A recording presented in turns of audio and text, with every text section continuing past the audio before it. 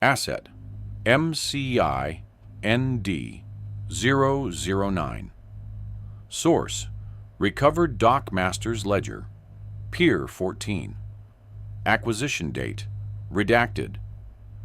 The following is a vocal reconstruction of internal Marlow Company correspondence.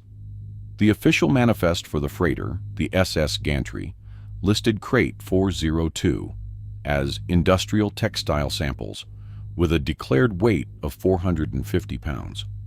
However, secondary crane logs from the same morning indicate the load exceeded 9,000 pounds.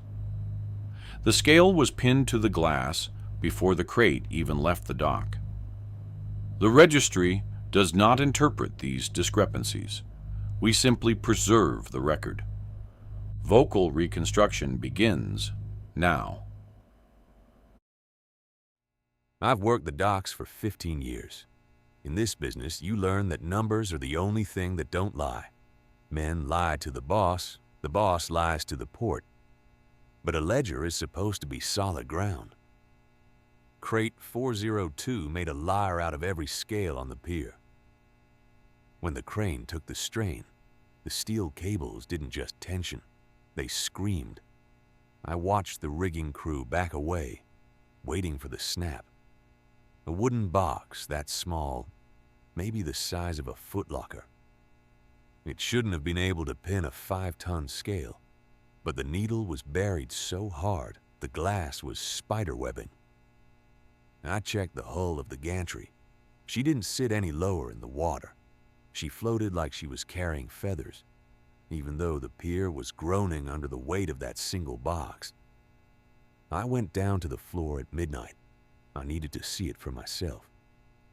Crate 402 sat alone in Section 4. The air around it felt heavy.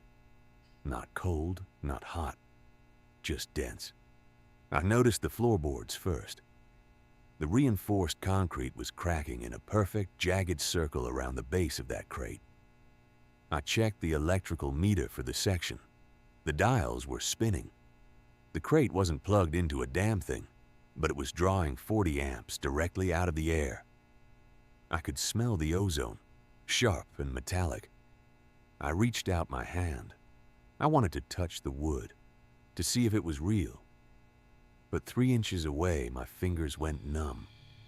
My hand didn't feel the crate. It felt like it was disappearing into a hole in the world where temperature didn't exist.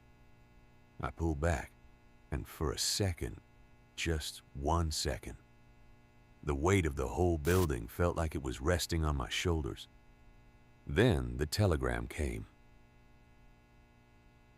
Internal investigation by Elias Thorne was terminated 48 hours later, following a direct Priority 1 order from Marlow Company headquarters. The order was brief: do not open, do not move. Shipment is already gone.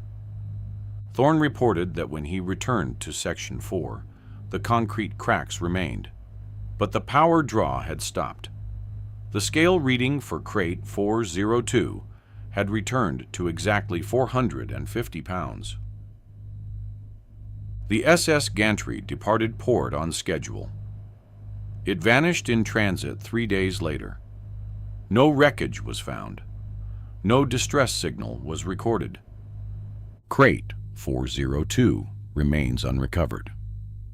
This concludes the record for Asset 009.